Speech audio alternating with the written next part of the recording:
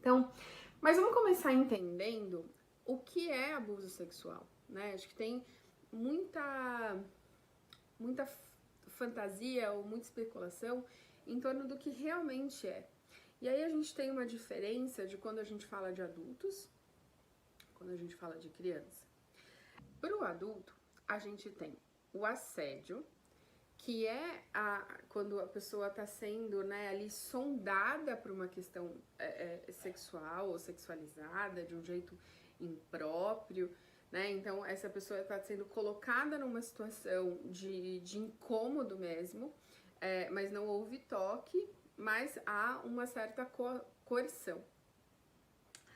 Importunação sexual é quando a gente está falando, né, de um assédio num nível um pouco mais alto, né? Quando já há toque, quando há algum tipo de extorsão, quando há algum tipo de chantagem, quando há um ato libidinoso não consentido, né? Então, quando você tá no ônibus, né, e alguém encosta em você, encosta a genitália em você de uma maneira imprópria, ou toca em você de uma maneira completamente imprópria. Isso é o que a gente chama de importunação sexual. E o abuso ou o estupro em si, que é quando há um ato de violência, de violência sexual, com um ato de estupro consumado, quando há, né, a conjunção carnal não consentida, independente de que qual que seja a relação dessa pessoa com o próprio abusador, né? Então a gente está falando de um estupro. Quando a gente está falando de criança, esse espectro do abuso ele se amplia e ele não tem essa graduação, né? É importante a gente dizer isso, porque muita gente pensa que quando a gente fala em abuso sexual, a gente está falando de um ato que tenha penetração, por exemplo, né? E não é verdade. Para a criança, e é importante a gente entender isso até do ponto de vista psicológico, tem uma psicóloga muito séria que fala sobre isso, que deve ter vídeos dela na plataforma também, que chama Sandra Barilli. Ela vai contar pra gente, né, através de um outro psicanalista teórico chamado Ferenczi, que a criança sai, né, a criança tá na linguagem da ternura e ela vai, desde quando ela nasce, ela vai transicionando aos poucos para o que a gente vai chamar da linguagem do adulto, que é a linguagem da paixão ou da linguagem do erotismo. Quando essa criança tem acesso a um conteúdo sexual ou sexualizável, ou um ato sexual ou sexualizável, a gente está falando que essa criança saiu da linguagem da ternura e ela foi jogada na linguagem do erotismo. Isso causa danos psicológicos para essa criança, causa um trauma extremo para essa criança.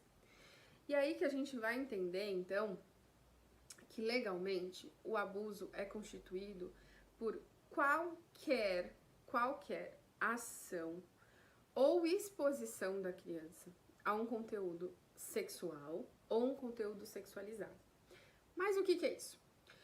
Bom, a gente vai falar de exposição a foto né, pornográfica, exposição a conteúdos pornográficos, exposição de outra pessoa num ato sexual, exposição de uma genitália ereta, por exemplo, para criança. Então, não precisa ter toque. Qualquer exposição do corpo excitado, um olhar erotizado para criança, isso já configura abuso sexual. A gente já está falando de um abuso. Então, isso é importante ficar muito claro. O abuso, principalmente o abuso infantil, ele é constituído de qualquer esfera que seja sexual para a criança. Porque é isso que vai torná-la,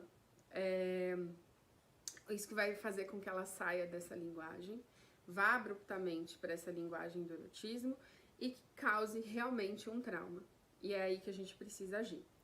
Então, não é apenas né, quando há toque ou quando há o estupro consumado de fato, Um beijo mais lascivo é um abuso sexual, né? Então, um gesto, um olhar mais erotizado, mais malicioso, ele já configura um abuso sexual, né? Então, essa criança já está sendo levada por né, a um abuso, por uma questão sexual ou sexualizável em contato com ela.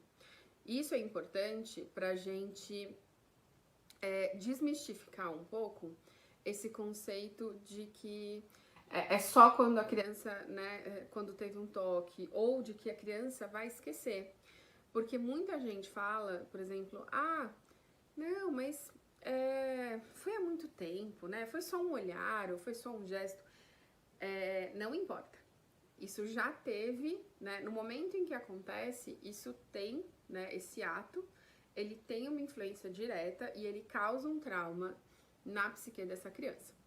E aí é muito importante a gente entender isso, até pra gente saber que a gente precisa acolher e que a gente não pode revitimizar essa criança. Que é justamente quando a gente diz, não aconteceu, ou não dá tanta importância, ou acha que a criança vai esquecer.